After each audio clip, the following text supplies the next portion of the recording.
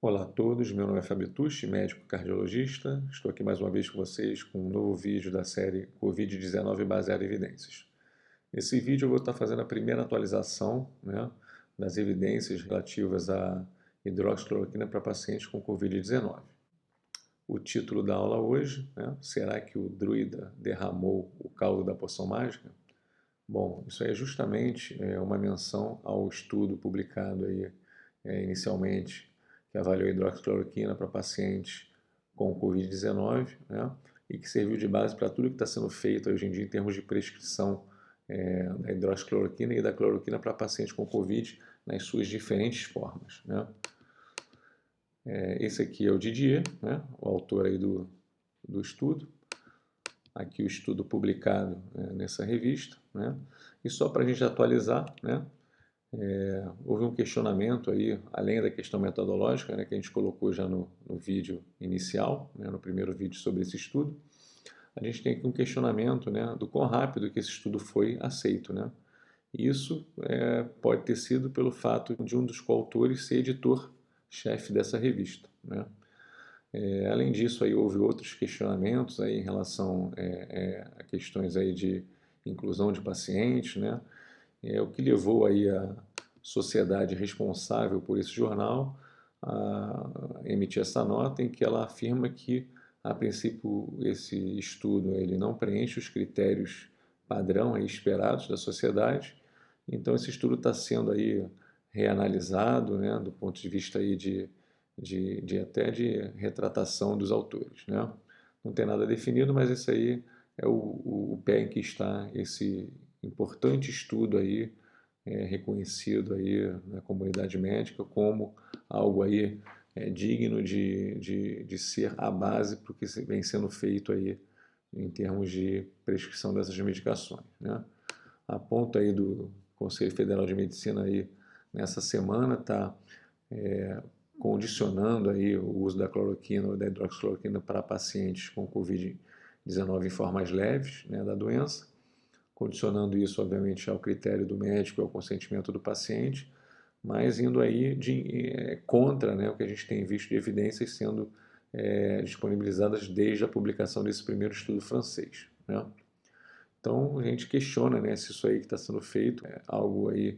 com base em evidências, e para isso é importante a gente rever os três princípios fundamentais da prática clínica baseada em evidências. O primeiro é que a tomada de decisão clínica ideal requer o conhecimento das melhores evidências disponíveis, idealmente a partir de resumos sistemáticos dessas evidências. Ou seja, a gente preferencialmente tem que tomar decisão informada por revisões sistemáticas da literatura, que juntam todos os estudos que se prontificaram a responder uma mesma pergunta, e não simplesmente justificar nossas ações baseadas em um ou outro estudo, Isso a gente está fazendo aí uma medicina baseada em informações parciais e não na evidência total disponível. Bom, o segundo princípio é que a prática clínica baseada em evidências vai fornecer uma orientação para a gente decidir se essas evidências são mais ou menos confiáveis, o que vai permitir que a gente tenha mais ou menos confiança aí em tomadas de decisões em relação a testes diagnósticos, ao prognóstico de pacientes, ou até em relação ao impacto das nossas opções terapêuticas. Por fim, a evidência sozinha não é suficiente nunca para nos informar a decisão clínica. A gente deve sempre avaliar riscos e benefícios, ônus, custos associados até a estratégias alternativas, sempre considerando valores e preferências dos pacientes e o contexto. Quando a gente fala em relação à disponibilidade das evidências para informar nossas decisões, a gente vê que a gente tem aqui diferentes tipos de estudos sendo feitos nos diferentes domínios aqui de ação, terapia com dano, diagnóstico, prognóstico. Esse conjunto de estudos, ditos estudos primários, servem de base para as revisões sistemáticas da literatura e essas servem aí como base para a formação dos guidelines. Quando a gente busca uma evidência, idealmente a gente tem que ir de cima para baixo, se a gente tiver tempo, procurando aí guidelines bem feitos, feitos a partir de revisões sistemáticas. Se não houver aí disponível um guideline bem feito, a gente busca aí revisões sistemáticas e fontes já avaliadas. Muitas das vezes você tem até sinopses, resumos dessas revisões sistemáticas sendo disponibilizados. e se não houver nenhuma revisão sistemática bem feita da literatura, aí sim que a gente vai se basear aí nos estudos individuais, né, que a gente tem muitas vezes que fazer a análise crítica desse estudo, né? Bom, falando de revisão sistemática, né, é importante a gente dizer que, diferente de um simples artigo de revisão ou capítulo de um livro-texto, a revisão sistemática ela segue aqui uma série de critérios para ser considerada bem feita, né? Então, o primeiro é que ela deve formular uma questão clínica, né? Essa questão clínica aqui a ser respondida pela revisão com o paciente, intervenção, comparação e desfecho bem definidos, né? E até muitas das vezes com critérios aqui para o desenho do estudo que vai ser incluído na revisão. Deve-se fazer a priori um levantamento das hipóteses que possam explicar uma heterogeneidade nos resultados, ou seja, estudos que a princípio se prontificaram para responder uma mesma pergunta podem ter resultados muito diferentes e você deve ter aí hipóteses levantadas antes da revisão que possam ser doses diferentes aí do medicamento utilizados nos estudos ou os estudos utilizando aí medicamentos mas em populações diferentes como base aí para explicar essa heterogeneidade, né? O que muitas vezes se faz é que não se acha um resultado aí, uma revisão sistemática, começa a fazer um monte de análise de subgrupo que não estava prevista, até achar um resultado que seja significativo para poder publicar isso como sendo aí o resultado da revisão, né, mas que não foi gerado por nenhuma hipótese prévia, né? Além disso, né, deve ser conduzida uma busca ampla da literatura, né, em fontes de estudos publicados ou não, né? Uma vez que você tem os estudos, você faz aí um screening pelos títulos e abstracts para a inclusão desses estudos.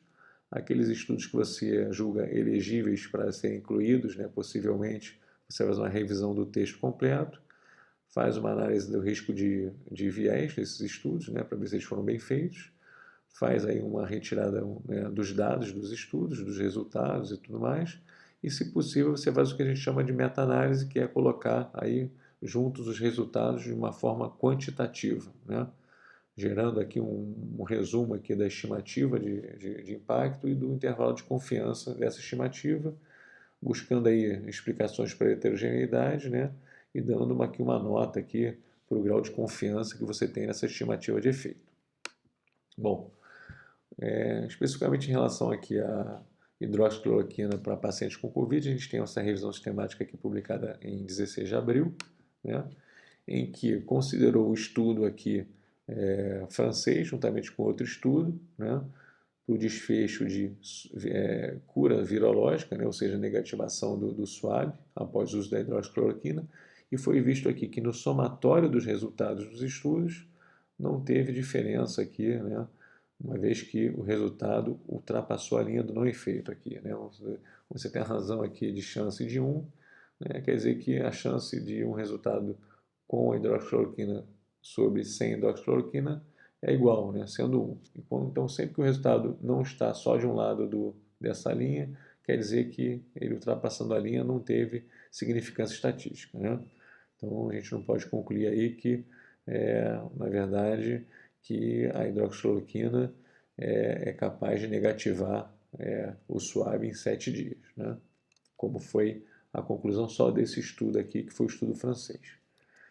O efeito aqui, em termos aqui de redução de mortalidade ou diminuição do risco de piora e progressão da doença, também aqui, se a gente pegar os 3 estudos considerados, não houve diferença. Aqui a gente vê que a estimativa aqui de todos os estudos juntos, né, ultrapassou a linha do não efeito, então não teve diferença também, né? Ou seja, a princípio a hidroxicloroquina não tem impacto em reduzir a mortalidade ou progressão de doença nesses pacientes com Covid-19, segundo o resultado dessa meta-análise aqui, dessa revisão sistemática.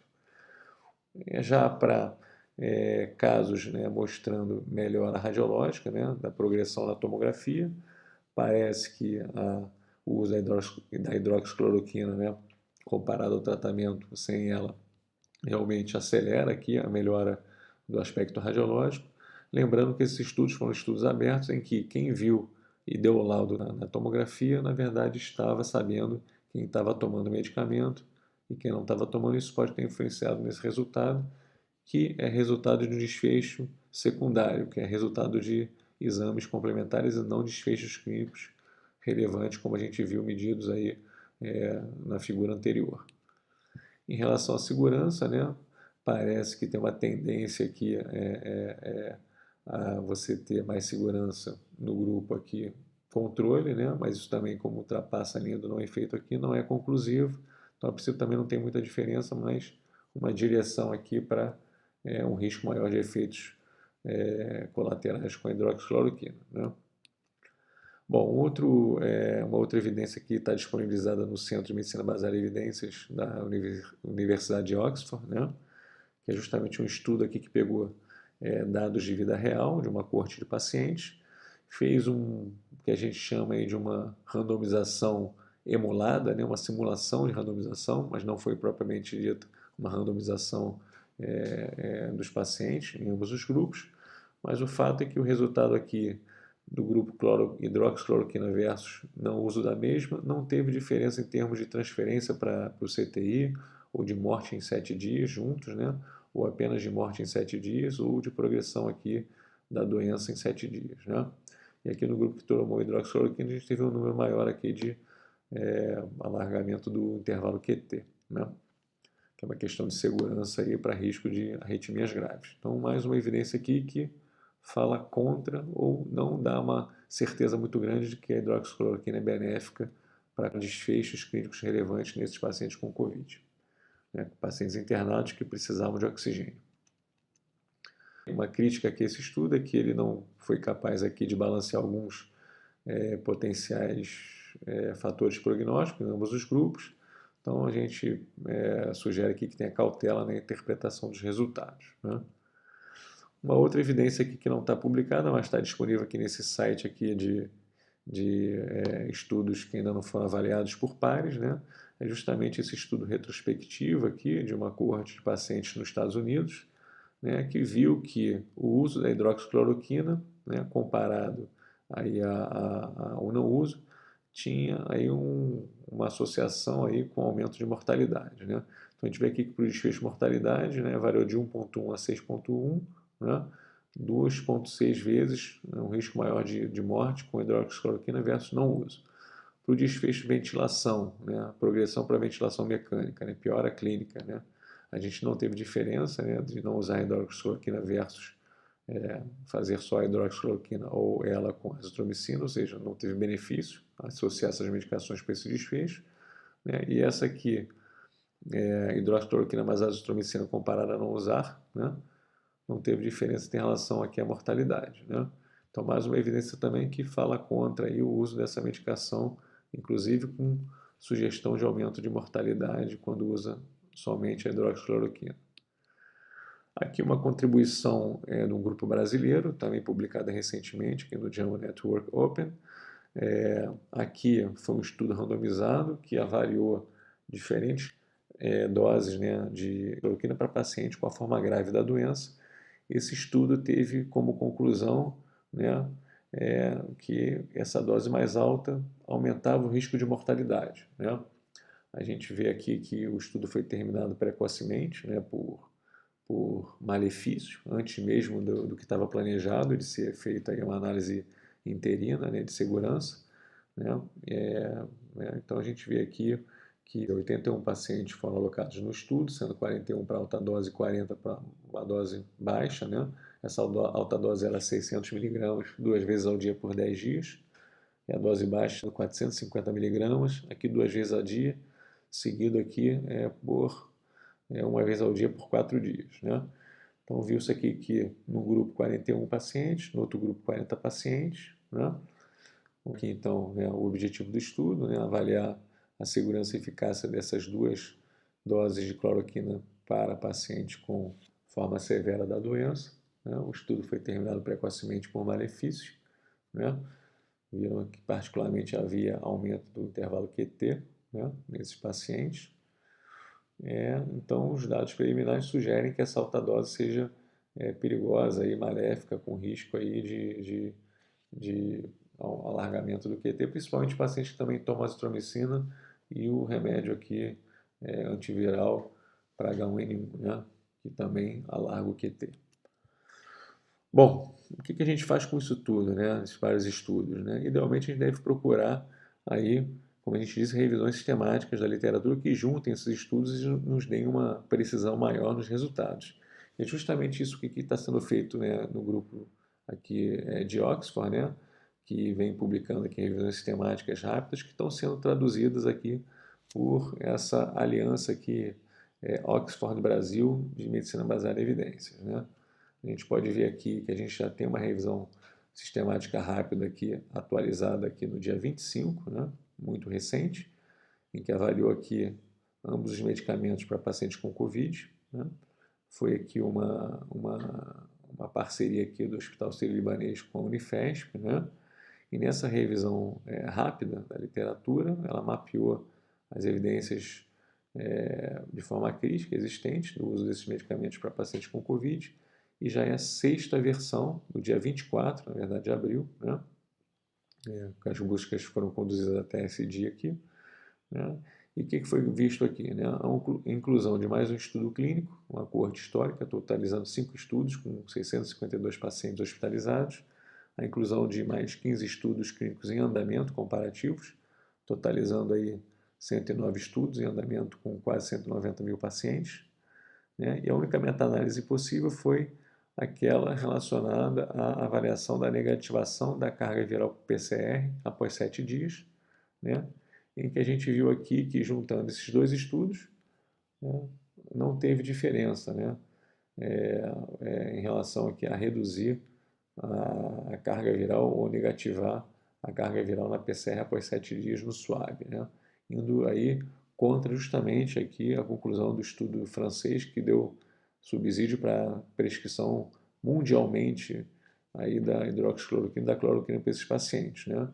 Esse estudo foi excluído no caso aqui por ter sido um estudo não randomizado, né, diferente da metodologia aqui desses dois estudos que serviram para formular aqui essa meta-análise, né?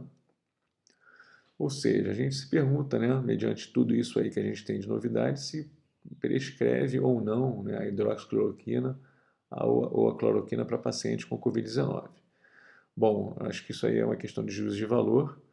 Acho que a gente tem evidências aí cada vez maiores de que não faz sentido prescrever, né, uma vez que a gente não tem benefício documentado com desfechos clínicos relevantes, e até indícios de que pode fazer aí malefício, né, em subgrupo de pacientes mais graves com doses mais altas, né? Então isso aí acho que é o estado atual, né, do que a gente tem de hidroxicloroquina e cloroquina para pacientes com Covid-19. A gente espera aí que com a publicação de mais estudos, né, e com a atualização dessas revisões sistemáticas que vêm sendo feitas, a gente possa ter aí cada vez mais informações para poder estar aí tomando decisões com esses pacientes informadas cientificamente com mais certeza, né? Acho que hoje em dia a gente tem muito pouca certeza de que vale a pena prescrever esses medicamentos e até outros, né, para pacientes com Covid-19, né? Então é isso, espero que vocês tenham gostado aí desse vídeo, né, essa primeira atualização da hidroxicloroquina para pacientes com Covid-19, e a gente vai estar aí novamente em outros vídeos fazendo novas atualizações para vocês, tá? Agradeço aí o tempo de vocês, um grande abraço e até o próximo vídeo.